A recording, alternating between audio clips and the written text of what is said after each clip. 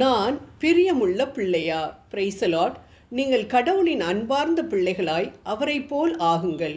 கிறிஸ்து உங்களுக்காக தம்மை நறுமணம் வீசும் பழியும் காணிக்கையுமாக கடவுளிடம் ஒப்படைத்து உங்களிடம் அன்பு கூர்ந்தது போல நீங்களும் அன்பு கொண்டு வாழுங்கள். எபேசியர் 5:1.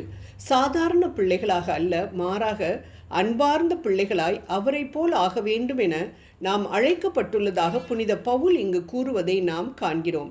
நம் குடும்பத்திலே நம்மேல் பிரியமாய் இருக்கின்ற பிள்ளைகள் மேல்தான் நமக்கு எப்பொழுதும் பாசமும் அன்பும் இருக்கும். என்னம்மா சமைச்சிருக்கீங்க நீங்கள்? என் ஃப்ரெண்டோட அம்மா எவ்வளோ டேஸ்ட்டாக சமைக்கிறாங்க தெரியுமா? நீங்களும் சமைக்கிறீங்களே, என் டிஃபன் பாக்ஸை ஓப்பன் பண்ணவே எனக்கு வெக்கமாக இருக்குது என்று உங்களுடைய முதல் மகன் சொல்கிறான்.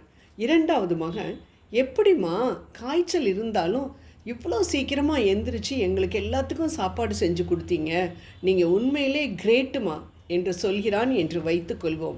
நான் சொல்ல வேண்டியதே இல்லை எந்த மகன் மேல் நீங்கள் பிரியமாயிருப்பீர்கள் என்று. ஆம் அன்பானவர்களே, நம் ஆண்டவரும் நாம் இரண்டாவது மகனைப் போல்தான் அவர் மேல் பிரியமாக இருக்க வேண்டும் என எதிர்பார்க்கிறார்.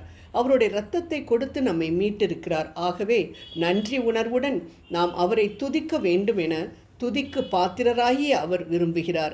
ஆனால் நாமோ முதல் மகனைப் போல அவர்கள் நன்றாக இருக்கிறார்கள், இவர்கள் நன்றாக இருக்கிறார்கள், நாங்கள் மட்டும்தான் இப்படி இருக்கிறோம் என்று மற்றவர்களோடு நம்மை ஒப்பிட்டு பார்த்து ஆண்டவரை குறை கூறி கொண்டிருக்கின்றோம்.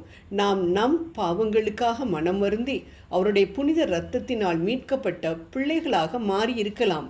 ஆனால் பிரியமான பிள்ளைகளாக இருக்கின்றோமா என்பதுதான் முக்கியம்.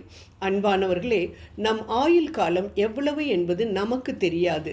ஆனால் நம் கையிலே நாம் வாழும்படியாக ஒரு காலத்தை தேவன் நமக்கு தந்திருக்கிறார். இந்த காலத்திலே நாம் எவ்வளவு சாதித்தோம், எவ்வளவு சம்பாதித்தோம், எவ்வளவு சொத்துக்கள் சேர்த்திருக்கிறோம் என்பது முக்கியமே இல்லை. ஏனென்றால் நாம் இறக்கும் பொழுது எவற்றையும் நம்மோடு எடுத்துக்கொண்டு போகப் போவதில்லை.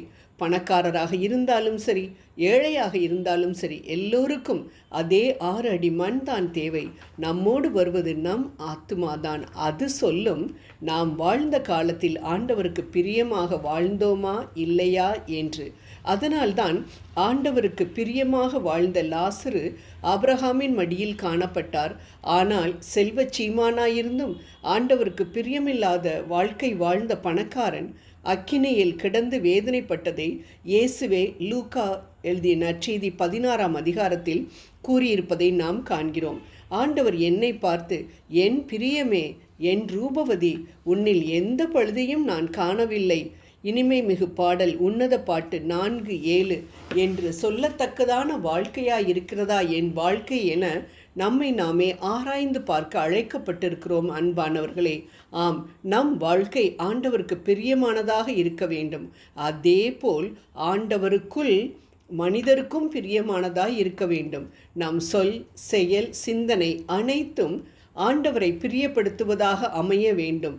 திருப்பாடல் சங்கீதம் 19:14 என் வாயின் சொற்கள் உமக்கு ஏற்றவையாயிருக்கட்டும், என் உள்ளத்தின் எண்ணங்கள் உமக்கு உகந்தவையாயிருக்கட்டும் என சங்கீதக்காரர் சொல்வதை பார்க்கிறோம். ஆண்டவரை பிரியப்படுத்துவது என்பது அவரது கட்டளைகளை கடைபிடித்து ஒரு நண்பனோடு அலுவலாவது போல் ஒவ்வொரு நாளும் அவரோடு பேசுவது, அவர் பேசுவதை விவிலியத்தின் மூலம் கேட்டு அதன்படி நடப்பதுதான். மனிதனாக பிறந்த நாம் அவரது கட்டளைகளை எல்லா நேரமும் கடைபிடிக்க முடியாமல் போகலாம். அதாவது தவறுகள் செய்வது மனித இயல்பு. ஆனால் உடனே அந்த தவற்றிற்காக மன்னிப்பை ஆண்டவரிடம் வாங்கிவிட வேண்டும். அதைத்தான் ஆண்டவர் நம்மிடம் எதிர்பார்க்கிறார். No man is an island என்று ஆங்கிலத்தில் சொல்வார்கள். அதாவது ஒவ்வொரு மனிதனும் ஒரு தனி தீவு அல்ல, அநேகர் கொண்ட சமுதாயத்தில் ஒரு அங்கத்தினர். ஆகவே மற்றவர்களையும் கிறிஸ்து இயேசுவுக்குள் பிரியப்படுத்த வேண்டும். அதாவது மற்றவர்களோடு அன்பாக இருக்க வேண்டும். அநேகர் ஆண்டவரை பிரியப்படுத்துவதில் மிக கவனமாக இருக்க வேண்டும் என்று நினைத்து கொண்டு தங்கள் கடமைகளை ஒழுங்காக செய்யாமல் தன் குடும்பத்தினரின், சமுதாயத்தின் வெறுப்புக்கு ஆளாகின்றதையும் பார்க்கிறோம். இதை ஆண்டவர் விரும்புவதில்லை. ஆகவே தூய ஆவியானவரின் துணை கொண்டு நாம் தேவனிடமும் மற்றவர்களிடமும் பிரியமாயிருப்போம். விண்ணுலக வாழ்வை பெறுவோம். ஜெபம் செய்வோம். எனக்கு பிரியமானது இன்னதென்று சோதித்து பாருங்கள் என்ற எங்கள் அன்பு தெய்வமே, நாங்கள் உமக்கு பிரியமானவர்களாக நடக்க கற்றுத்தாரும். ஆமேன்.